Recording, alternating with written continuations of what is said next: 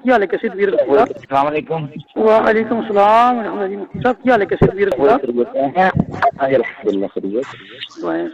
तो मुफ्ती साहब दोस्त है ना उधर पर आया है वो ना डॉक्टर आसफ जलाली साहब नाल होंगे। हेलो क्या कोई आवाज? हाँ जी आवाज आ रही।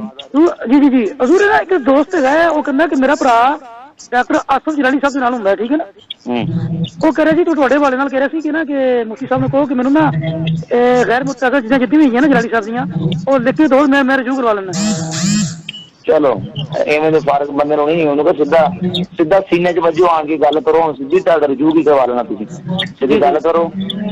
ये तो कोई तरीका ना हम लिख के तुम लिख के देंगे फिर तुहाडे मुलाजम लगे। ये तो कोई तरीका ना हम लिख के तुम लिख के देंगे फिर तुहाडे मुलाजम लगे। तुम गल करनी गल करो ये लिख के दित्तियां पहले हो चुकी सारिया गल्लां जो बच्चा होगा ना उन्हें पता ये सारिया गल्लां इश्तियाक होई पहले हो चुकी ने सीधियां डायरेक्ट डॉक्टर साहब ने। अच्छा चीज़ां देती हैं सारियां जी जी बिल्कुल सारी गल्लां हो चुकी और इस पासे आ रही है गल करने पासे ठीक है या नहीं आउणगे ना कोई ठीक है महीना ठहर जो फिर असं दूजे तरीके से इख्तियार कर लेंगे। अच्छा अच्छा अच्छा अच्छा ठीक है अगर वो सही नहीं आउणगे ना जी तो फिर जो तहफुज़ात है ना साडे वो मैं सोशल मीडिया पर सुट देंगे रख देंगे ऐ जी तहफुज़ात का जवाब देवो तुसीं रज़िए दे ठेकेदार बने फिरदे हो मतलब तुसीं रज़िए दा आलम चुकिया है। हाँ जी आलम चुकिया तो भी एदा जवाब दिओ सानू।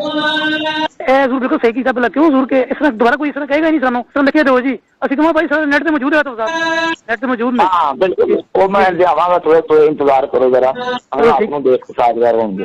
हाँ जी ठीक है जरूर ठीक जज़ाकल्लाह खैर बहुत शुक्रिया बहुत मेहरबानी। शौकत कागज तो बड़ा यार बिल्ली थैले चो निकली सारी बात जी मैं काफी क्लिप और भी मैं नवे कढ़े ने नवे ना ਉਹਦੇ हाँ वो तो सारे ਉਹਦੇ ਪਿਛੜਾ ਤੇ ਉਹ ਹੈ ਹੀ ਮਦਰੇ ਤੇ ਸੁਲਾ ਕੁੱਦੀ ਉਹ ਤੇ ਸਾਰੇ ਉਹਦੇ ਪਿਛੜਾ ਤੇ ਉਹ ਹੈ ਹੀ ਮਦਰੇ ਤੇ ਸੁਲਾ ਕੁੱਦੀ।